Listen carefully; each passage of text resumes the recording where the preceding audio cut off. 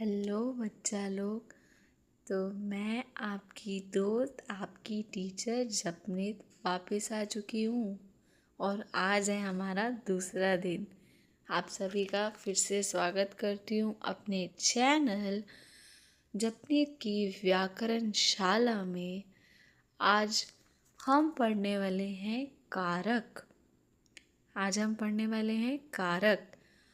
और कारक कितना ज़रूरी है पहले हम वो समझ लेते हैं। यूँ समझो, एक पेड़ है, अगर उसकी जड़ें ना हो तो क्या वो पेड़ खड़ा रह सकता है? और अगर रह भी जाए तो बहुत ज़्यादा लंबे समय तक तो नहीं टिकेगा। ज़रा आंधी तूफान आया और वो पेड़ गिर जाएगा। तो हमें क्या करना है? जड़ मजबूत रखनी है। हमें हमारे पेड़ की जड़ मजबूत रखनी है। और जो हम पढ़ रहे हैं वो संस्कृत की जड़ है, ठीक है। खासकर कारक, लिंग, वचन, ये सब कुछ जो है ना, शब्द रूप के लिए बहुत ज़रूरी है। और शब्द रूप के बिना आप वाक्य नहीं बना सकते। तो मतलब क्या है कि हमें सभी टॉपिक्स को बहुत अच्छे से पढ़ना है। हमें अपनी जड़ें जो हैं मजबूत रखनी है। तो हम पढ़ने वाले हैं कारक। चलिए, कारक जो है अब आपकी स्क्रीन पर जो है उसके नोट्स आ चुके हैं, ठीक है। हम क्या पढ़ने वाले हैं? कारक, ठीक है। कारक क्या है? संस्कृत में कारक ये बताता है कि कौन सी विभक्ति के शब्द का वाक्य में प्रयोग करना है। कौन सी जो आपकी विभक्ति है उसके कौन से मतलब विभक्ति के शब्द का वाक्य में प्रयोग करना है, ठीक है। अभी हम इसे इन शॉर्ट समझते, ऐसा क्यों है हम ये समझते हैं, ठीक है। पर ये कैसे होगा ये हम अगली कुछ क्लासों में समझेंगे जब हम शब्द रूप पढ़ेंगे। क्योंकि हम ये क्या है, शब्द रूप का बेस बना रहे हैं, तो हमें इसे बहुत अच्छे से बनाना है ताकि शब्द रूप पढ़ते टाइम हमें दिक्कत ना हो। अब मुझे बताइए कि आप सब ने हिंदी तो पहले से पढ़ा है, संस्कृत नया नया आया होगा। हिंदी तो हम बहुत पहले से पढ़ रहे हैं और हिंदी में हमने कारक ज़रूर पढ़ा है। लेकिन अगर आपको वो कारक के नाम से याद नहीं है तो वो आपको किस नाम से याद होगा? कर्ता ने कर्म को करण से के द्वारा, संप्रदान के लिए अपादान से अलग होने का भाव, संबंध काके की रारेरी, अधिकरण में पर और संबोधन हे हो हरि, ठीक है। ये हम सब ने पढ़ा है। अगर आपको ये याद नहीं है तो याद कर लीजिएगा। अगर याद नहीं है तो याद कर लेना बहुत ज़रूरी चीज़ है, ठीक है। अब ये है क्या? कर्ता ने, तो अगर मतलब ने का भाव है, जैसे मुझे बोलना है क्या, बालक ने, तो मुझे क्या करना होगा? बालक के शब्द रूप में से प्रथमा विभक्ति यानी कि पहली विभक्ति का जो है वो वहाँ से मुझे बालक के लिए शब्द लेना होगा, ठीक है। कर्म को, ठीक है, कर्म को, कर्म कहाँ है? द्वितीय विभक्ति में, यानी जब को का भाव है, शाम को बोलना है मुझे, शाम को टॉफ़ी दे दो। शाम को के लिए मैं क्या करूँगी? शाम के शब्द रूप में, श्याम राम बालक, ये वाले शब्द रूप में जा कर के दूसरी विभक्ति यानी कि जो दूसरी लाइन होगी उसमें से शब्द उठाऊंगी, ठीक है, उसमें से शब्द उठाऊंगी। फिर क्या बोल रहे हैं? करण, करण में क्या बोल रहे हैं? से के द्वारा, से के द्वारा, जैसे बालक के द्वारा, बालक के द्वारा, ठीक है। तो अब मैं बालक का कौन सी विभक्ति में से बालक शब्द उठाऊंगी? तो मैं अब तृतीय विभक्ति में से शब्द उठाऊंगी, ठीक है। फिर संप्रदान, संप्रदान यानी कि के लिए, उदाहरण देखें, लता के लिए कुर्सी लाओ, लता के लिए कुर्सी लाओ। तो मैं लता के शब्द रूप में कौन सी विभक्ति से शब्द उठाऊंगी? चतुर्थी विभक्ति से, यानी कि फोर्थ लाइन से। ठीक है। नेक्स्ट है अपादान। अपादान से अलग होने का भाव। अब आपको कंफ्यूजन होगा कि से तो ऊपर भी था, से अब भी आया, लेकिन वहाँ पर से अलग था और यहाँ पर से अलग है। ठीक है।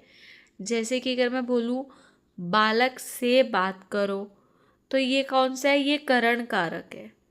लेकिन अगर मैं बोलूँ पेड़ से पत्ते गिरते हैं, तो ये आ जाएगा किस में? आपादान में। क्यों? क्योंकि पेड़ और पत्ते दो चीज जो है एक दूसरे से अलग हो रही हैं, इसलिए अपादान।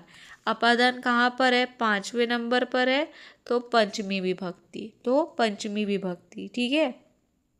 ठीक है। 6 नंबर पर क्या है? संबंध। संबंध हम सबको पता है संबंध क्या होता है? रिलेशन। ठीक है। अगर मैं बोलूँ ये पेन उसका है, तो ये क्या है? मैं संबंध बता रही हूँ, ये पेन किसका है? उसका है। जैसे कि रमा का बैग है ये। ठीक है। रमा का बैग लाओ, तो क्या है? किसका बैग लाना है? रमा का। रमा और बैग के बीच संबंध है। ठीक है।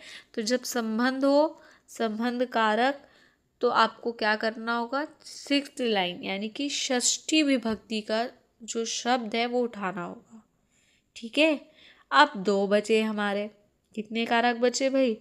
2 बचे। अधिकरण। अधिकरण का मतलब होता है में पर। जैसे कि छत पर। ठीक है। टोकरी में। तो ये ऐसे शब्द होंगे तो सप्तमी।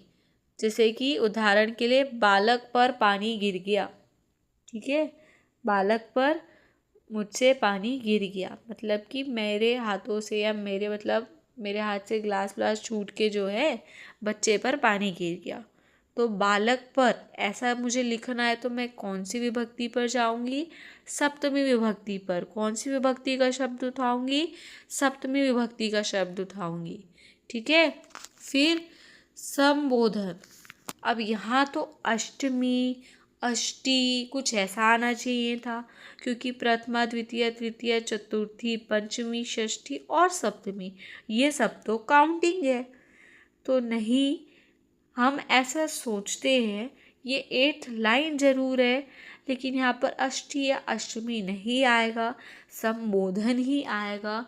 संबोधन का अर्थ होता है एक सडन रिएक्शन, यानी कि आपने कुछ सोच समझ कर नहीं रिएक्ट किया, कुछ ऐसा हो गया जिसके कारण आपने एकदम से कुछ भी बोल दिया, रिएक्ट कर दिया। ठीक है। जैसे कि मैंने बोल दिया अगर, अरे बालक ये तुमने क्या किया? ऐसा नहीं करना था, ये तो तुमने गलत कर दिया, ओहो बहुत बुरा हुआ। तो ये सब कुछ कहाँ चला जाएगा? ये सब कुछ चला जाएगा संबोधन में। ये सब कुछ चला जाएगा संबोधन में। तो हमने आज क्या पढ़ा? हमने आज पढ़ा कारक। कारक और विभक्ति के बीच क्या संबंध है, हमने ये पढ़ा। शब्द रूप में कैसे शब्द उठाने, किस विभक्ति से शब्द उठाना है, हमने ये पढ़ा। हमने इसे उदाहरण के साथ पढ़ा है। अब आज का आपका ये होमवर्क है कि ये जो नोट्स हैं स्क्रीन पर आप इसे लिख लीजिए। उदाहरण चाहे तो लिखिए, वरना रहने भी दे सकते हो। एग्जाम्पल्स नहीं भी लिखोगे तो चलेगा, लेकिन आपको कारक का जो मैंने मतलब लिखा है वो, विभक्ति, फिर कारक के नाम और कारक चिन्ह, ये मतलब सब कुछ लिखना कंपलसरी है। एग्जाम्पल्स लिखो ना लिखो चलेगा। ठीक है। और अगर आपको कारक याद नहीं है तो आज के आज याद कर लीजिए। अगर आपको काउंटिंग बेसिक नहीं आती है तो आप काउंटिंग मतलब प्रथमा, द्वितीय, तृतीय ये भी याद कर लीजिए। ये हमारी आगे आने वाली कुछ क्लासेस में बहुत हेल्प करेगा। ठीक है। तो आपका होमवर्क हो गया ये। और कल फिर हम पढ़ेंगे 2 टॉपिक छोटे छोटे से। जिससे हमारा शब्द रूप का बेस जो है बहुत स्ट्रॉन्ग हो जाए और फिर हम शब्द रूप पर जाएंगे। ठीक है, तो होप सो आपको सब कुछ समझ आया। कोई सा भी डाउट हो तो आप कमेंट बॉक्स पर जाके मुझे पूछ सकते हैं। डाउट हो तो कमेंट बॉक्स पर डेफिनेटली पूछ लेना। ठीक है, और अगर आपको वीडियो अच्छी लगी तो वीडियो को लाइक कर दीजिए, चैनल को सब्सक्राइब कर दीजिए, और हाँ, अपने क्लासमेट्स को भेजना मत भूलना। क्या है कि अगर उनका भी भला हो जाए थोड़ा पढ़ के तो अच्छी बात है ना। चलिए, आज के लिए बाय बाय, मिलते फिर हम कल। Thank you.